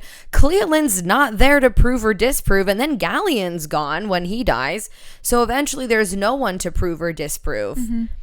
And so then it's literally all you have are is the myth, a loose interpretation of history that Gallian came up with, and then people perpetuating it. And cursed 1,000 years of women with his own legacy. Yeah.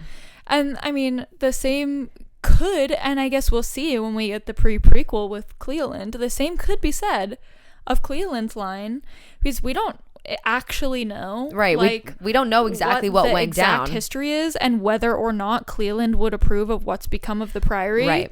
Like, we don't like truly know what like the what her is. intention was with it and what it is now. She could have had fully different beliefs than what they have turned the Priory into. But yeah, and also the only character we have who has been here the entire time and who is telling Caliba, who is telling us. She tells Eid in Priory of the Orange Tree. She tells.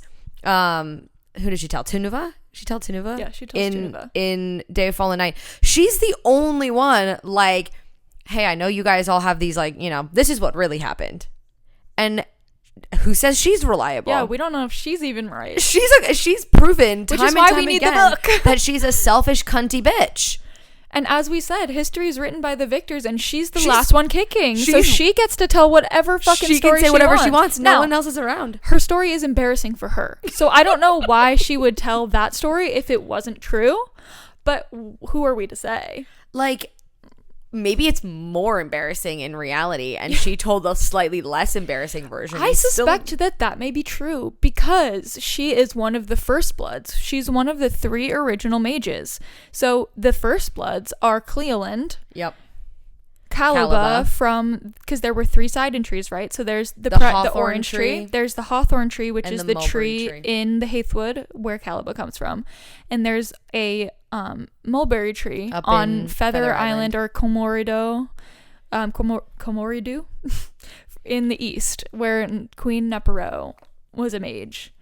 And And we don't know, like, really the origin story, because especially with Nepro, like, she died with the mulberry tree allegedly, and and the mulberry tree like shriveled up. we have no fucking idea what happened in the origin story. So I need the tea so badly, because now I've read 2 900-page books. I need another one. Need it so bad. But like, we've read these books that are so heavily influenced by that inciting incident, and we still don't have all of the information about it. Yeah, the entire plot of these books is driven by societies that have 2 different versions of the story and have developed based on those versions of the story. And by these 2 different types of magic, Sidon and Sterin, that are like still relatively not they're not fully understood. I don't know where the celestial jewels came from. You don't know where the celestial jewels came from. Like, there's really very few people who have Sterin in general.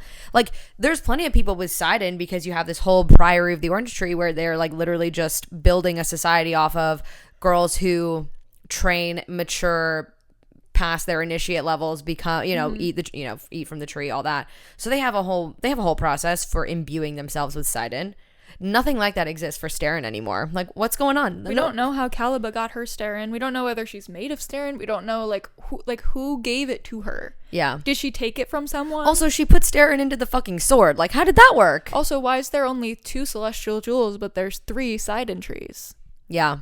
And why is Caliba the one that has Sterin? Yeah, like, it's like there's so many unanswered questions.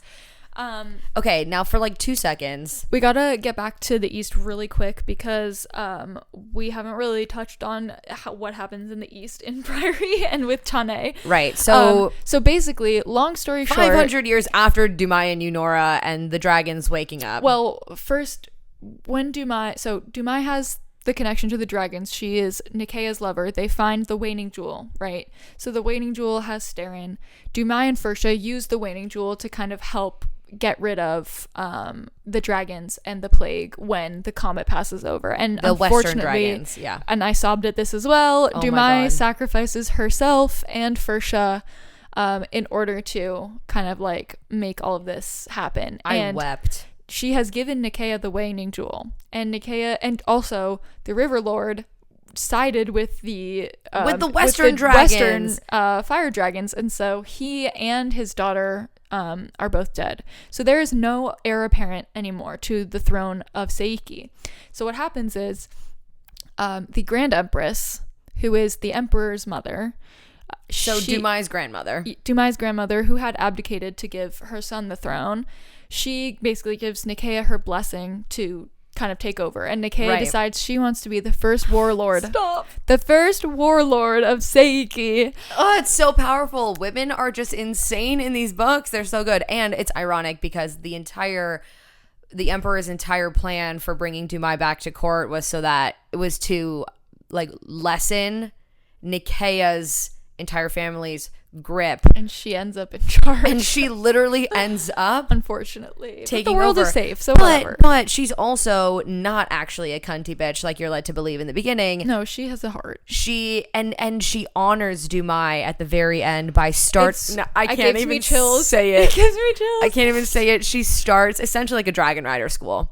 And a dragon rider militia, the High Sea Guard, which is what Tane in Priory of the Orange Tree, her dream is to be a dragon rider. She wants to be part of Meducci of the High Sea Guard. And Natalie has a High Sea Guard sticker on her laptop.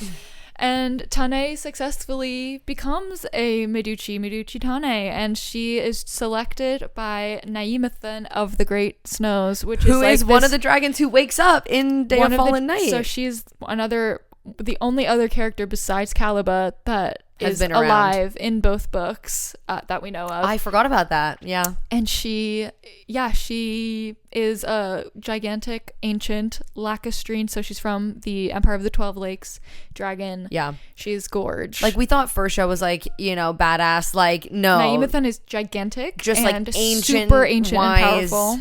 Yeah. Also, they mind speak. We know that so we love cool. a mind speaking moment. Oh, we love a mind speaking connection to a creature. And what's really cool about the dragons this is kind of the vibe in both books, but more so I would say in the Priory, probably because the Dragon Rider Academy has then been around for 500 years and they've kind of like built a rapport. Like, the dragons in the East are still revered as gods. And Tane reveres Naimathan as a god, but Naimathan talks to her as if they're just kin, like they're one and the same, they're like cut from the same cloth, which they kind of are, as we'll find out. And she calls her little sister. It's really so sweet. Cute. Actually, now that you mention that, in Day of Fallen Night, there are creatures in the south. You have the Ichneumons, who are like paired up with people from the Priory, women from the Priory, and they also call each other little sisters. It's really sweet. Like, that's so cute. Adorable. I love the creatures of this book. Creature pairings, like whether it's a dragon and its rider or an Ichneumon and its mage, are just chef's kiss. Especially because these are like bonds. It's not just like a group of Ichneumons and like, the mages that just kind of they move like through have the world together. They're like one-on-one bonds. Yeah, like they feed this like Ichneumon pup and then it becomes theirs, and like the dragons and the riders like pick each other. They're like loyal to the death, and the Ichneumons so will go loyal. out of their way to like rescue, save, protect their sister, and they always say, because you fed me. Because you fed me. You fed me. That's like their version of I love you. It's so sweet. The Ichneumons are so cute. The Ichneumons actually speak like out loud. Yeah. Like not mind speak. Like speak out loud, and they have personalities, and it is so great. And they're like lion-sized mongoose. Like they're like, picture a gigantic ferret. Like so cute. But like so with the cool. personality of a dog. Like honestly, like with like puppy energy. But also can speak. Like it's Narnia vibes. It's so cute. But it's really cool. But yeah, the East in Priory is definitely like heavily influenced by the events of Night. And Tane's story is really cool. I absolutely loved her plotline because she was I think she was orphaned, and like her one goal and dream in life is to become part of the High Sea Guard. And it happens for her, but the night before she's like initiated into the High Sea Guard, she saves a man. Yeah, this guy like washes up on the beach. And at the moment, the Draconic Plague is back in Priory. And so like the borders are closed, like there's checkpoints. You are can't supposed just like to kill someone if they are from outside because they may have the plague. But she doesn't kill this guy. She lets him go and she stashes him away. Yeah, and then like pawns him off. She brings him to this town. I forget what the town is called, but it's like basically an exile town for people that have either like committed crimes or like are supposed to be under the watchful eye of the government in some way. Yeah, or like just generally out of favor. And that includes this one wacko dude named Nicholas Roos, who is originally from either like I think he's from Mentenden. So he's from Virtudum, but he's an alchemist, and he was recruited by I think like either the Empress of the 12 Lakes or some Eastern power to try to like help them find an immortality solution, like elixir of life, basically. Right. Fountain of youth type stuff. He's unable to deliver on that, so he gets kind of exiled and falls out of favor. Right. So he's just like dicking around here on this island, like just being a goof, saying the wackiest out of pocket shit all the time. And so there's this other lady in the village that Tane has a connection to. She brings the man that she saves to her, and she brings him to Nicholas and has him hide in Nicholas's house.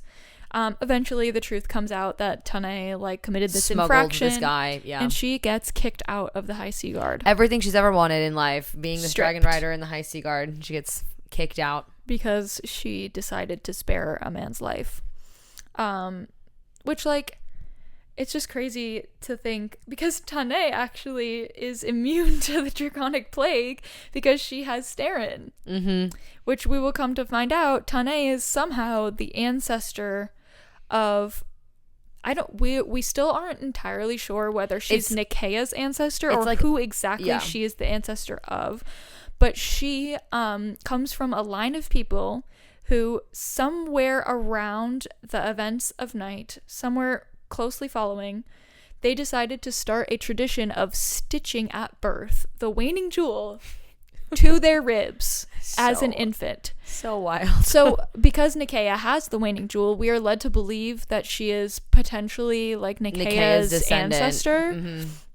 But we don't know for certain. All we do know is that at the end we do discover that Tane has the waning jewel Tane just inside of her. up and like just is like patting around her ribs. Yeah. Feels like a jewel. So yeah, basically in Seiki, you like either become a dragon rider and go to the High Sea Guard, or you can also become a scholar and go to Feather Island, where they have this like monk monastery situation. Where they, like, so as soon as she gets kicked out of the High Sea Guard, they're like, well, off to Feather Island you go. And Naimathan is like checking on her the whole time. It's really fantastic. Yeah. And yeah, she goes to Feather Island, learns a bunch of stuff. Long story short, there's the big clash. The Nameless One reawakens. There's like the dragons fight the Nameless One. The Westerners basically have nothing to do with it. The Westerners, like, they're so oblivious still to the fact that it's actually not the Barathnet queens who are doing anything to keep the dragons at bay. And by the way, we don't know that Cleland was the one to vanquish the Nameless One, because as we know, Cleland had Sidon, and Sterin is the actual like antidote for Sidon. So we still need the origin story of like how the Nameless One got put away the first time. I guess technically Cleland could have done it if she had Askelin, because Askelin has Sterin in it. So who knows? He was also but like put into the abyss, and like who has like control over the abyss? Need like, that story so bad. So the Westerners still think that the Barathnet queendom is like keeping them safe, because they literally watched the Nameless One get defeated and like shipped back off to where he came from. But they're none the wiser to like how that happened. Yeah. They don't know that there's, you know, a priory full of women warriors who are literally born and raised to fight worms. They don't know that there's a whole other set of dragons in the east that have the magic that is the antithesis of the magic that the Western dragons have, and can therefore go toe to toe with them. Like, they don't know that there are dragon riders in the east who are like helping the dragons figure this shit out. Like, they don't know anything. They're so oblivious. And then like the Nameless One just goes away and they're like, "Oh, cool, we won." Yeah. And and then at the we very can't very forget end, that Caliba has a secret third form, and she can shift into a white worm, a white dragon she's bears so weird. Sterin, and she plays a monumental role in vanquishing the Nameless One. We're led to believe for good, but there's also apparently going to be a sequel. But to who Priory, knows? So we don't know. She has ulterior motives all the time. And then at the very very end of Priory, Tane goes to, what was it? And she finds the mulberry tree, like dead and shriveled. She finds the mulberry tree, and she finds what we think are the bones of Nepero, but we don't know. So much. Yeah, so much could to happen. come, so much to learn, so much to unpack still. Yeah. I think last but not least, the one perspective we haven't really touched on is Loth Beck. So Loth is like our like the analogous like wolf character in Priory of the Orange Tree. He's generally like very charismatic and childhood friend of Sabrin and best friend of Ede. And similar to Wolf, gets under slightly different circumstances, but gets like sent off on multiple little like, you know, journeys, and ends up touching every region and like is, if not like the thing that pulls everybody together, but is a common thread between all of the storylines. And Niclase as well, in a weird way. Like, yes, Niclase is just because Niclase had a lover from Hroth. Yes, that's it. And he ends up on a pirate ship that is bound for the east, because they're looking for the jewels. Niclase should have died like 16 times in this book. Niclase is a cat. He's a fucking cockroach. Somehow unkillable man. Just talks his way through everything. Yeah. And he doesn't make any fucking sense half the time. I feel like that's why he gets spared, because they're like, what the fuck next? No one wants to deal with him, and it's hilarious. But yeah, so Loth also ends up like on this quest going around. He ends up being saved by one of the Ichneumons and brought to the Priory. He goes back to Enos. He ends up on a ship going to have a fight at the Abyss as well. So he ends up meeting Tane. Meets Tane. And, you know, Tane is such a bad bitch. She kills everybody. She kills the pirate. She's a beast, and I love that for her. She's insane. And we don't know what's next for Tunic. She was like 19 in these books. She's young. Which another thing that I like about, Samantha Shannon's storylines and like who she picked as her main characters for each of these storylines that eventually like all weave together. You have like different generations. Like Nicholas is in his 40s, Tunuva and Esbar are in their 40s. Right, so like they're on the older side, and then like Dumai in Day of Fallen Night is like 27, 28, and then you got Glorian who's like 16, 17. And then in Priory you have Tane who's 18, 19. And Sabrin's 26, 27. Right, so like those Eid's 26, 27. Right. Nicholas is in his 40s. Loth is probably just like slightly older than Sabrin, so late 20s. Yeah. And like Wolf is like 20 years old. And so you've got like a variety of different viewpoints from people with a different amount of life experience. And they're not all peers in different parts of the world. They have very different standings, age, like all of that. And it's really interesting to see how like even the elders are treated in different places, because in the East it's like traditional for the elders to abdicate their throne, but they're still like kind of part of the court and act as like an advisor and are still around in the picture as like a grandparently figure. But in the West, like, you rule till you die. Well, either that, or if you do abdicate the throne, you're kind of like thrown to the wayside and you go to live in one of the other castles and stay out of the picture. Yeah, which is what happens to Marian, who is Glorian's grandmother. Yeah. But then she gets brought back to be a regent for a while, which is nice. And she's like very thankful. She's a sweet lady. She is. She's just not mentally strong enough to be a queen. No, but she means well. Yeah, she's not malicious. Not like her mother, who was just brutal. Let's talk about Samantha Shannon's prose for like 2 seconds, because I think we talked about it a little bit in the beginning, but now that we've kind of described like the worlds, the characters, the dragons, the morals of the stories, all that fun stuff, like these books are really long and there's a lot going on, and there's like obviously that's the reason that these books are really long. But what makes Samantha Shannon's books so unique, I think, is that even though you spend a significant amount of time building like foundationally each of your main character like POVs in the beginning, and there are 4, so you're doing a lot of world building and you're in their everyday lives for at least for Day of Fallen Night, it was like 250 pages, like you're in it and it's just like foundational. You're like learning the who, what, where, when, why. None of it feels boring ever, because Samantha Shannon has a way of taking even a sentence that describes the most mundane thing you could do in life, and it is just beautiful.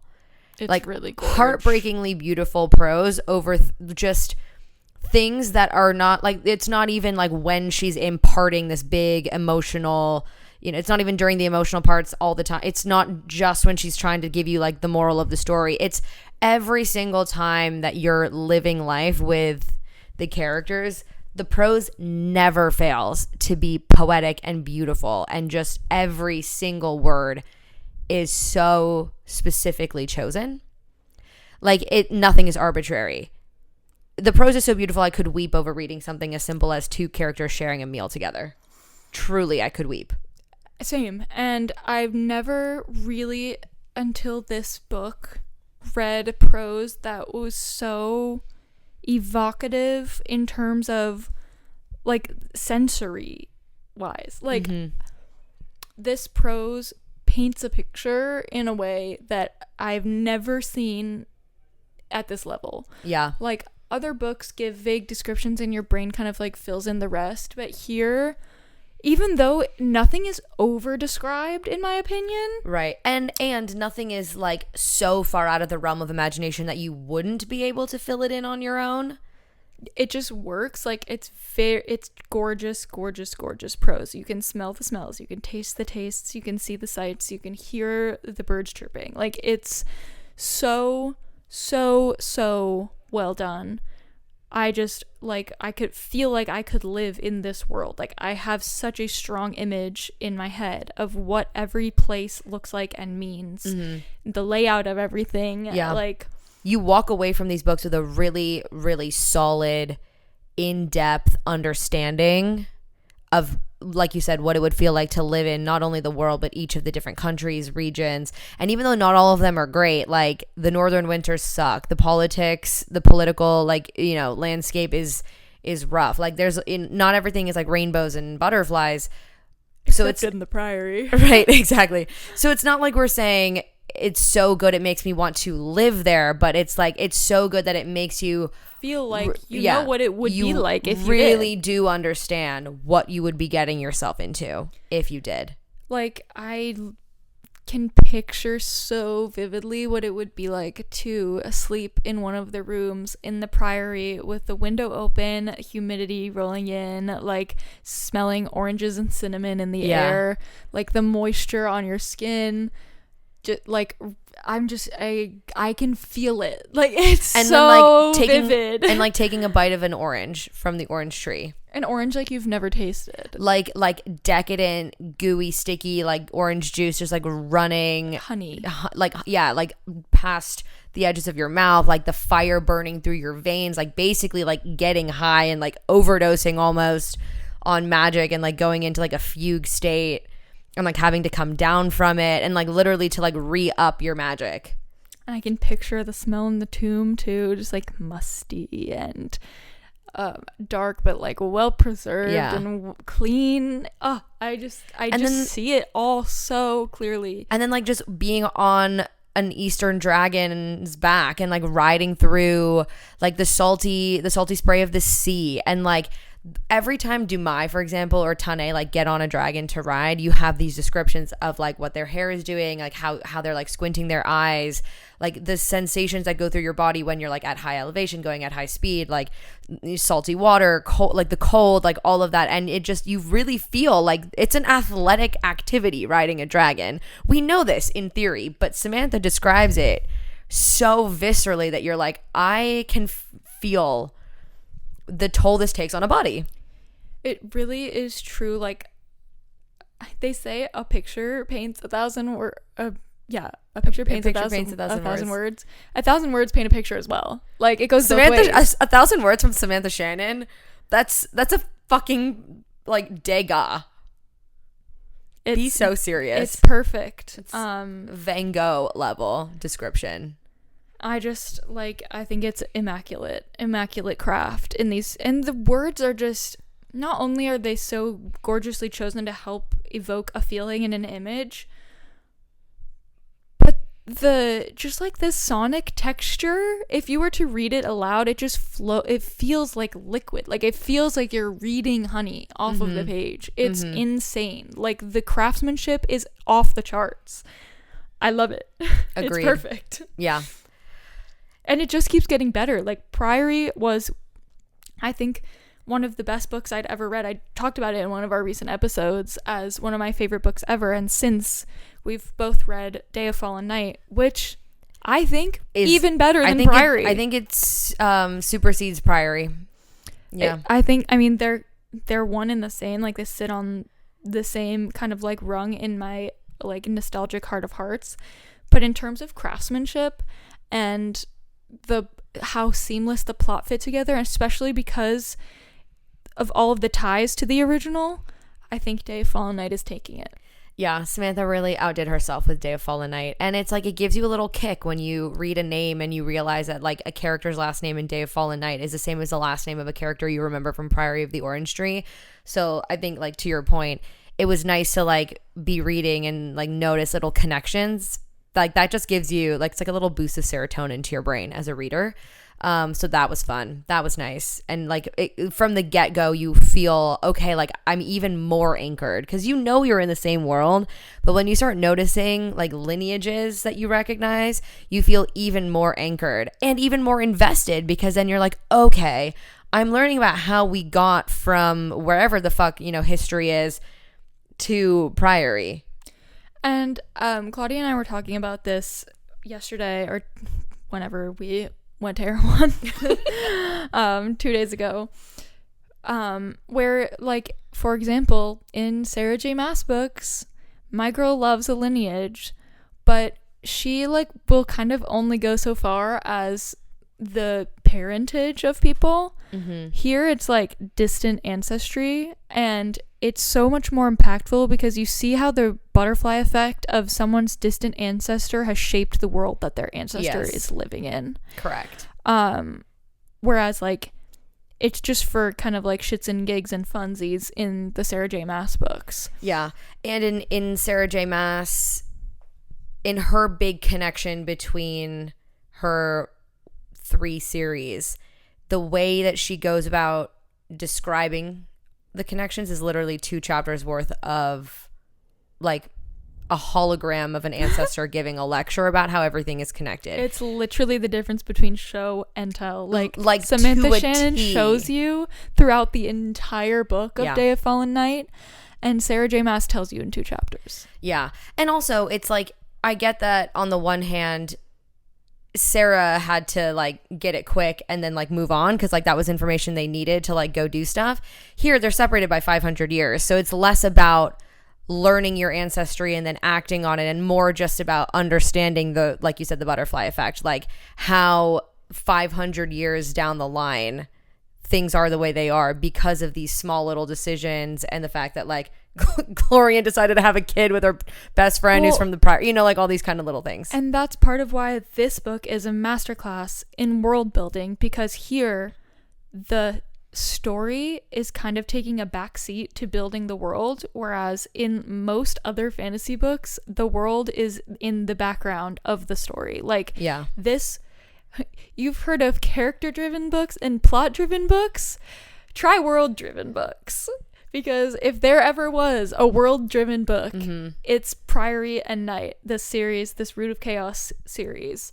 Whereas, like, you know, I think Sarah and a lot of other fantasy authors in recent times, they're just here to, like, have you be gooped and gagged. Like, they just want to write something shocking enough to make it onto TikTok. Which is fine, and we love it, and it's a good time. It's still fun. And still we are so here for it.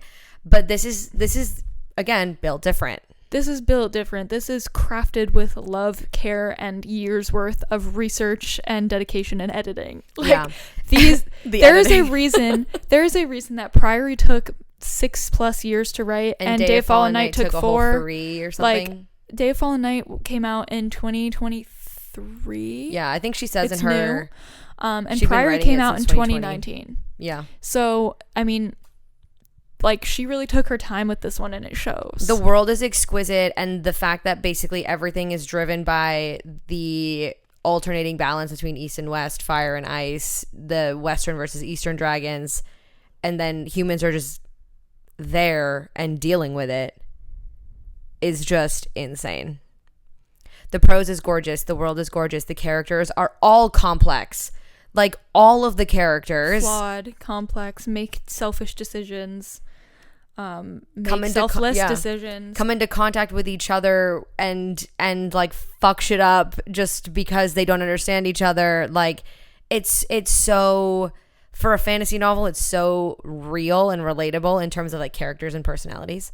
The lessons are so poignant. And look, if I got assigned an Agatha Christie novel as summer reading in high school, this should be assigned reading in school. I will say it again. I will die on that hill. It should be assigned reading. I want to become an English teacher just so that I can assign these books as reading. Just so that you can have a reason to talk about Priory and Day of Fallen Night year in and year out, over and over. So what's to come with these series? I did a little internet digging, and I found as I think we've mentioned several of these a couple of times, but someone asked Samantha Shannon on Tumblr, which, like, she would be a Tumblr girly, if, like, what's she planning for this series, this Roots of Chaos series, because originally Priory was intended to be a standalone, and it definitely could be read as a standalone, but the history is so interesting that the people were clamoring for more. And I was dying to read more. So I'm so glad she's expanding the world, because it deserves like 1 million more pages in the sun. Right. And by the way, like, you can read either of these books as standalones. You can read them in either order. It doesn't matter. I recommend reading Priory first and then reading Night, just because. Yeah, like, just read them in publication order. It's more fun to get the context after reading the original story, I think. it just like made sense in my brain and allowed me to draw connections that I might not have if I read it in a reverse order. But you can read either of them on their own in any order. And in the future, Samantha says that she wants to write a book about Cleland, Nepero, and Caliba. Yay. So that is year pre-prequel. 0. Yeah. Year 0, 500 years before the events of Night, 1,000 years before the events of Priory. She also would like to write a book about the Wild Winter, the Vita Vintra, that follows the Grief of Ages / Great Sorrow, which is we year call 500. the year 500 events when the Western dragons wake up.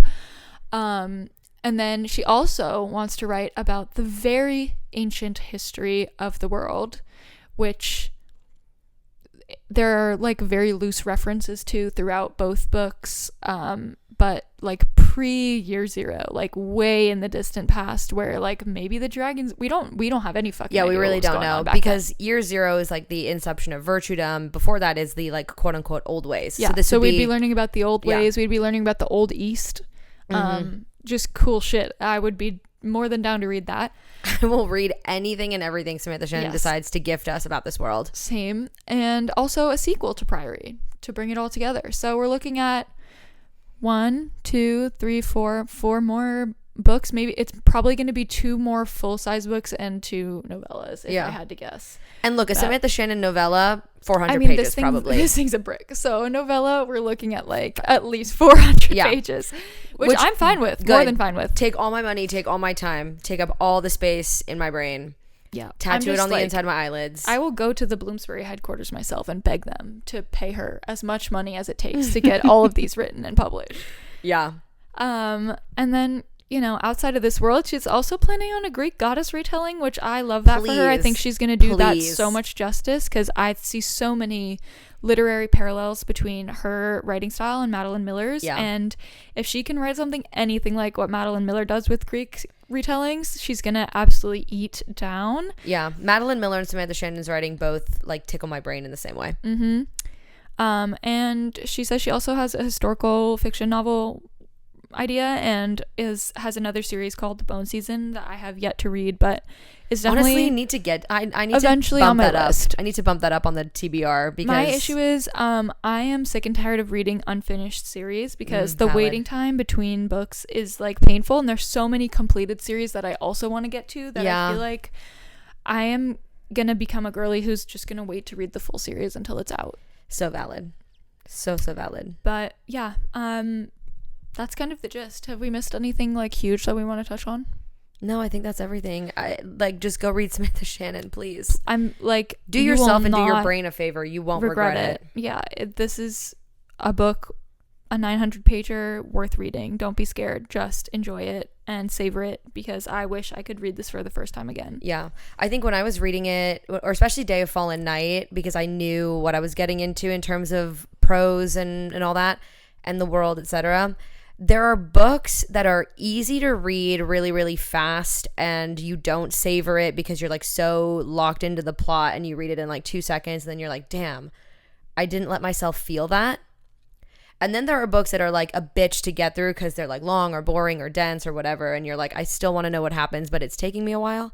And this is like the perfect happy medium. It's like the writing is so good to the point where you're not skimming. You're not skimming for a second. You can't skim because you'll miss stuff. You don't even want to skim because you'll miss. You want to feel all those feelings, but it's not clunky. So you're right in that sweet spot of like, it is going to take you time to get through it because they're long and you have to pay attention. Like, you can't be like checking Instagram every 5 minutes. Like, you're going to get distracted. Like, it's not going to work. We just talked for almost 2 full hours and without giving a plot summary. We skimmed the surface of the plot. And we did not come up for air once. So, and if you go online and try to find plot summaries of these books, you will not find them because they are so long and so there's so much going on. Like, the internet literally couldn't. I found one and it was like, here, sign up for this sketchy ass thing and get a 94-page plot summary of Priory of the Orange Tree. It's like a 10% the length of the actual book itself, pretty much. Anything else you go and look at on the internet, it's like clearly written by AI and like it doesn't understand.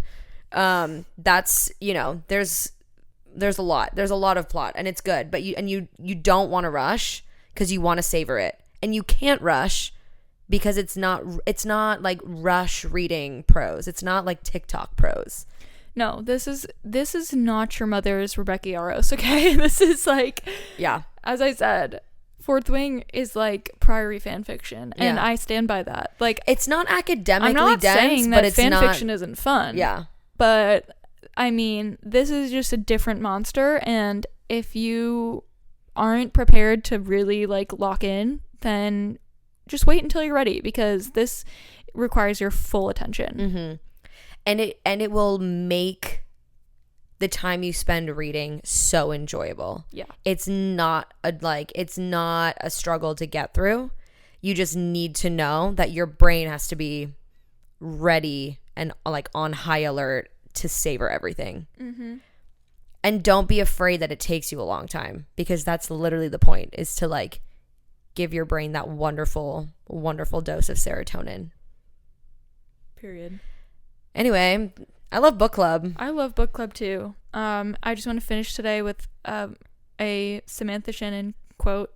She says that she identifies the most with Tane out of all of her characters, and self-describes Tane as an anxious perfectionist with a fear of failure and a love of dragons. And if that ain't me. Yeah. If that ain't me. I identify most with Tane too. And you've been saying that. I've been said that from book 1. Yeah. So yeah. That's going to do it for us, I think, today. Thank you for coming with us on this scratch the surface journey through Priory of the Orange Tree and Day of Fallen Night. And we hope you followed along. I know that was a little bit chaotic, but we were just like having a good time riffing. So, and honestly, if you've made it this far, you've probably read the books, if we're being completely honest. So you don't need convincing to read the books, but hopefully you will take everything we have just said as talking points to convince your friends to read the books. And if any men try to slide into your DMs on Instagram to flirt with you and ask for book recs because they know that'll get you talking, recommend them this. Yep. Okay. That's it. Bye.